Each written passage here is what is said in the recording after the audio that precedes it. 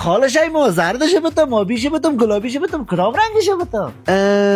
امین نقرابیشه بده چند از قیمتش؟ نقرابیش میگیری این نقرابیش این خالشای ما قیمت نقرابیش 180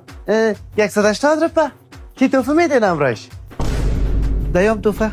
این خاله جان ما پایین شدم توفه میدم استاد باشم بگه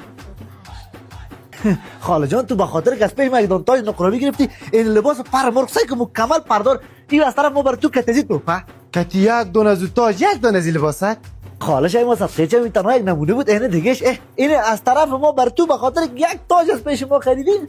این هم بر تو توفه چی خاله جان دیدو تو قناعت نکردی ما در خدمت فقط یک دقیقه گم صبر کن بیا این طرف بیا خالش ای ما من نبوده توفه دادن گرم اومدیم سه که یا کالای تاج داره اینو سه کتیش تاج بسیار تایت میزیبه یا هم از طرف ما خب